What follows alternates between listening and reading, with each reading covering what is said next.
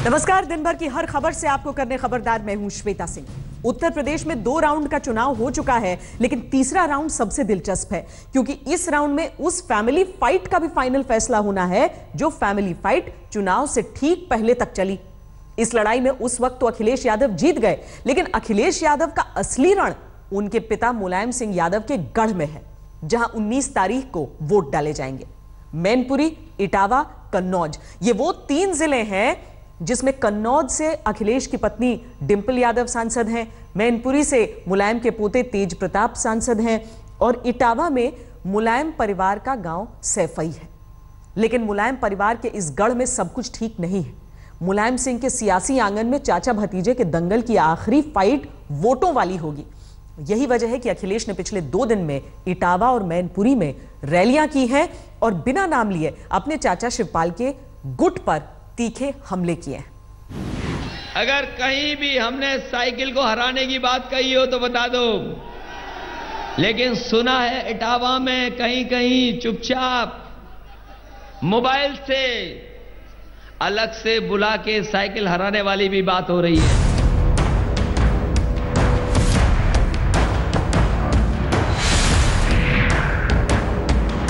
मैं जानता हूं इटावा के तमाम लोग जिन्होंने बहुत पैसा कमाया है, ठेका किया है बहुत सारा, और अगर कोई शिकायत लिख करके हमें दे देगा तो बताओ किस किस की जांच होगी और कहां तक जांच पहुंचेगी।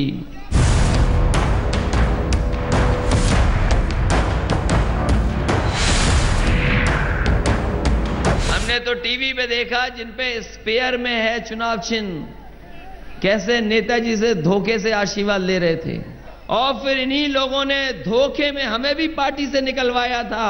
कम से कम ये चुनाव में तो हिसाब किताब कर दो, हमारी मदद कर दो इस चुनाव में।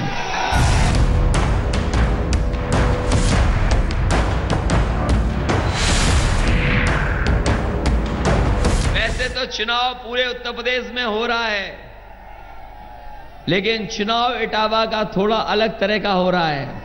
कुछ लोग हैं जो साइकिल को हराना चाहते हैं।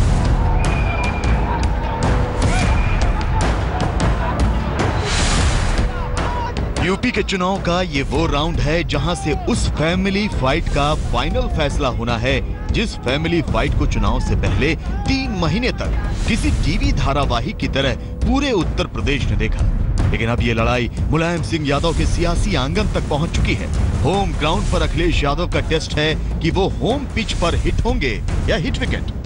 19 फरवरी को कानपुर, लखनऊ, इटावा, मैनपुरी सहित 12 जिलों में वोटिंग होगी। इटावा, मैनपुरी वो जिले हैं जहां से मुलायम सिंह यादव की राजनीति शुरू हुई थी। इटावा के जसवंत नगर में ही मुलायम परिवार का गांव सैफई आता है। परिवार में पावर के झगड़े के बाद सबकी नजर इटावा और मैनपुरी में ही लगी है, क्योंकि यहाँ पर इसी झगड़े की वजह से समाजवादी पार्टी के अंदर सब ठीक नहीं है, जिसे लेकर आशंका भी अखिलेश यादव इटावा और मैनपुरी की रैलियों में बराबर जता रहे हैं।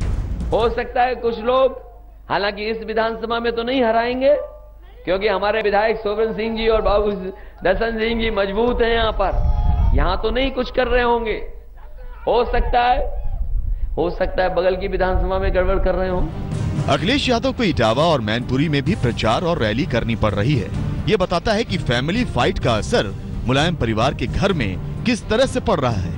यही वजह है कि कल इटावा में अखिलेश यादव ने ऐसे तीखे बयान दिए जिसे चाचा शिवपाल यादव और उनके समर्थकों पर निशाने के तौर पर देखा गया।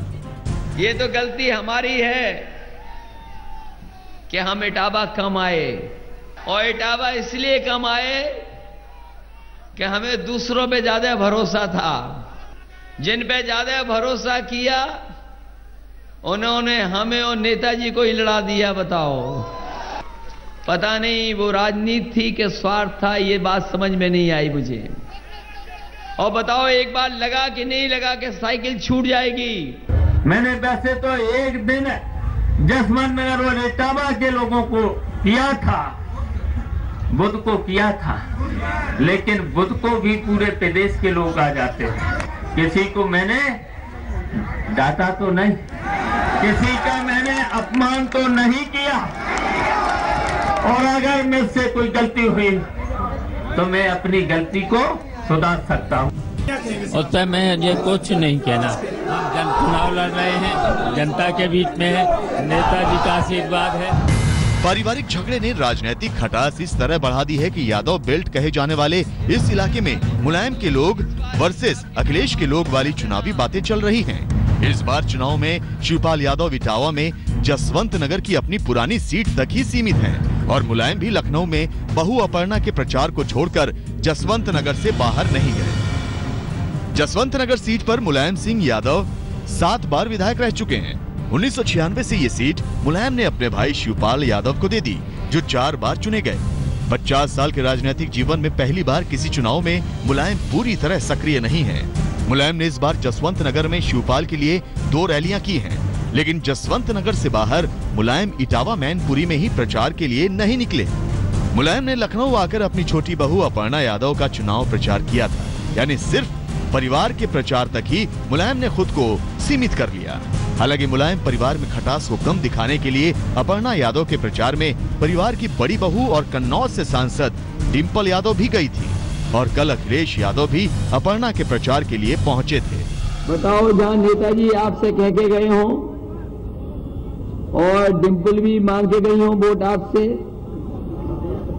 और हम भी वोट मांगने आपसे आए, तो सोचो सब लोग वोट मांग रहे हैं आपसे, कितने वीआईपी हैं आप लोग। लेकिन सवाल परिवार का नहीं, सवाल यादव परिवार के गढ़ मैनपुरी, इटावा और कन्नौज का है, जहां मुलायम की साख, अखिलेश की साख और पूरे यादव परिवार की साख एक दूसरे से टकरा रही है। क्योंकि मैनपुरी से मुलायम सिंह यादव के पोते तेज प्रताप यादव सांसद हैं, कन्नौज से अखिलेश यादव की पत्नी डिंपल यादव सांसद हैं और इटावा मुलायम परिवार का गृह जिला है। पर मुश्किल यह है कि घर का आंगन अब घर की लड़ाई का दंगल बन चुका है। पावर की लड़ाई में मुलायम और शिवपाल के करीबियों का अखिलेश ने पत्ता साफ किया, लेकिन यही लोग अब अखिलेश की परेशानी की वजह भी बन चुके हैं। शिवपाल गुट अब हिसाब बराबर करने का मौका देख रहा है, तो पावर की लड़ाई जीते अखिलेश का गुट ये दिखाना चाहता है कि घर में ही वो ही सियासी सिकंदर है। मुलायम के गढ़ में यही अखिलेश यादव का असली रण है। कौन कहता है धर्म की लड़ाई है? अगर धर्म की लड़ाई है तो अधर्म करने वाले कभी नहीं जीते। आप पन्ने उठा करके देख लेना। हमने सुना है कि यहाँ पे नई पार्टी भी बनने जा रही है। ये आरोप तो हम पे लगता था कि हम नई पार्टी बनाने जा रहे हैं। कौन समझाए कि नई पार्टी बनाने से कुछ होता नहीं। असली पार्टी तो यहाँ दिखाई दे रही है, समाजवादी पार्टी। आज तक ब्यूरो। यूपी चुनाव के तीसरे राउंड को हम अखिलेश यादव का असली रण इसीलिए कह रहे हैं कि पहली बड़ी बात तो इस राउंड में ही मुलायम परिवार का गढ़ है, जहां उनका घर और गांव भी आता है और जहां से मुलायम सिंह यादव ने अपनी राजनीति शुरू की थी। दूसरी बड़ी बात यह है कि 2012 के चुनाव में इस पूरे इलाके में समाजवादी पार्टी ने एक तरह से अपने विरोधियों का सफाया कर दिया था। हम आपको इस इलाके की पूरी चुनावी तस्वीर बताते हैं। तीसरे राउंड में 19 फरवरी को 12 जिलों की 67 सीटों पर वोटिंग होने वाली है। इन 67 सीटों में समाजवादी पार्टी ने 2012 में 55 सीटें जीती थी। लखनऊ और कानपुर को छोड़कर बीजेपी का कहीं खाता नहीं खुल पाया था। मायावती की बीएसपी ने 67 सीटों में से सिर्फ 10 सीटें जीती थी। कन्नौज, मैनपुरी, इटावा, औरैया, बाराबंकी 5 जिले हैं जहां पिछली बार सभी सीटें समाजवादी पार्टी ने जीती थी। फर्रुखाबाद, कानपुर देहात और उन्नाव में सिर्फ एक सीट पर ही समाजवादी पार्टी हारी थी, लेकिन कन्नौज, मैनपुरी, इटावा में समाजवादी पार्टी की पारिवारिक लड़ाई से बड़ी फूट पड़ी हुई है।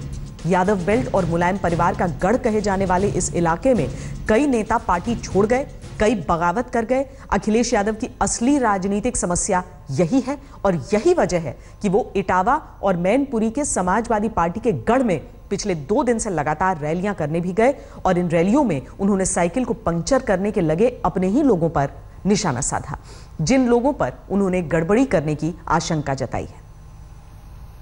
यूपी चुनाव में आज प्रियंका वाड्रा की भी एंट्री हो गई, जिन्होंने आज रायबरेली में चुनाव प्रचार को संभाल लिया। प्रियंका वाड्रा ने चुनाव प्रचार में उतरते ही सबसे पहले अपने टारगेट पर पीएम मोदी को लिया, जिससे एक बार फिर चुनाव में नरेंद्र मोदी बनाम गांधी परिवार की राजनीतिक लड़ाई की संभावनाएं काफी बढ़ गई। राहुल गांधी के बाद अब प्रियंका वाड्रा भी पीएम मोदी पर जुबानी हमला करने के साथ ही चुनाव प्रचार में उतरी हैं। तो सवाल यही है कि क्या पीएम मोदी आने वाले दिनों में गांधी परिवार पर राजनीतिक हमले की धार तेज करेंगे, क्योंकि अभी तक तो मोदी के टारगेट पर अखिलेश यादव रहे हैं। मैं गुजरात में पैदा हुआ, उत्तर प्रदेश ने मुझे गोद ले लिया। क्या उत्तर प्रदेश को बाहर से किसी को गोद लेने की जरूरत है? रिश्ता बोलने से नहीं बनता है, रिश्ता निभाने से बनता है। अगर आप कंप्यूटर पर जाएं और गूगल में देखें, शायद किसी राजनेता पर इतने चुटकुले नहीं होंगे जिनके कांग्रेस के नेता पर है। उन्होंने कहा कि मुझे वाराणसी के लोगों ने गोद दिया, तो मेरे मन में ये बात आई, क्या उत्तर प्रदेश को बाहर से किसी को गोद लेने की जरूरत है? यूपी चुनाव की पिक्चर में प्रियंका वाड्रा की एंट्री और उस एंट्री के साथ ही पहला टारगेट पीएम मोदी।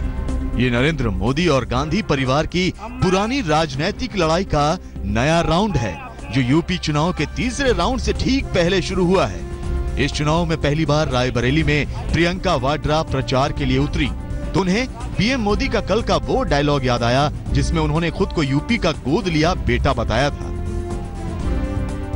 उत्तर प्रदेश ने मुझे गोद लिया है और जिन्होंने मुझे गोद लिया है वो उत्तर प्रदेश तो मेरा माई बाप है, मेरा माई बाप है। और मैं ऐसा बेटा नहीं हूं कि माई बाप को छोड़ दूं। ये गोद लिया हुआ बेटा भी उत्तर प्रदेश माई बाप की चिंता करेगा। क्या उत्तर प्रदेश को बाहर से किसी को गोद लेने की जरूरत है? क्या यहाँ कोई नौजवान नहीं है जो आपके देश को, प्रदेश को आगे बढ़ा सकते हैं, जो विकास ला सकते हैं? आपके दो नौजवान राहुल जी और अखिलेश जी आपके सामने आए हैं। वो इसी मिट्टी के पड़े हुए हैं, उन्होंने आपका प्रतिनिधित्व किया है, उनके दिल में उत्तर प्रदेश है, उनकी जान में उत्तर प्रदेश है। पीएम मोदी ने खुद को यूपी का गोद लिया बेटा बताने वाला जो बयान दिया, वो दरअसल मुलायम परिवार की लड़ाई को लेकर अखिलेश पर निशाना और अखिलेश राहुल की जोड़ी को अपने लड़के बनाम बाहरी के चुनावी नारे का जवाब था। लेकिन अब पीएम मोदी पर इसी बयान को लेकर गांधी परिवार के भाई बहन निशाना साध रहे हैं। मोदी जी, रिश्ता बोलने से नहीं बनता है, रिश्ता निभाने से बनता है। उत्तर प्रदेश को किसी बाहरी नेता की जरूरत नहीं है, यहाँ का एक एक नौजवान नेता बन सकता है। यूपी चुनाव में ये लड़ाई आगे और खींचने वाली है, क्योंकि पीएम मोदी के टारगेट पर अब तक ज्यादा अखिलेश यादव ही रहे हैं। राहुल गांधी से राजनीतिक दोस्ती को लेकर वो अखिलेश और राहुल दोनों की राजनीतिक खिंचाई एक साथ करते रहे हैं। अचानक क्या हो गया भाई, गले लग गए, किसका डर लग रहा है भाई? जो राममनोहर और लोहिया जीवन भर कांग्रेस के खिलाफ लड़ते रहे, वो ही समाजवादी। आग गले लग जा, आग गले लग जा। पीएम मोदी का जवाब अखिलेश भी लगातार दे रहे हैं, लेकिन तीखे जवाब और तीखे हमले में तो राहुल गांधी अखिलेश से थोड़ा आगे हैं। राहुल के भाषण की शुरुआत ही मोदी से होती है और मोदी पर खत्म भी होती है। 2014 में मोदी जी ने कहा अच्छे दिन आएंगे, दिल वाले दुल्हनिया वाली पिक्चर दिखाई, सबने उनको वोट किया। 2.5 साल बाद पता लगा गब्बर सिंह आ गया, एक भी वायदा पूरा नहीं किया।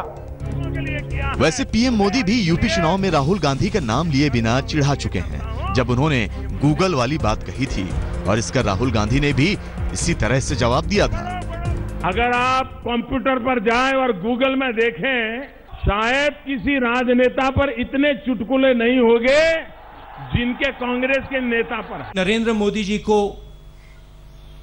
जन्मपत्री पढ़नी अच्छी लगती है, गूगल सर्च करना अच्छा लगता है और लोगों के बाथरूम में झांकना अच्छा लगता है।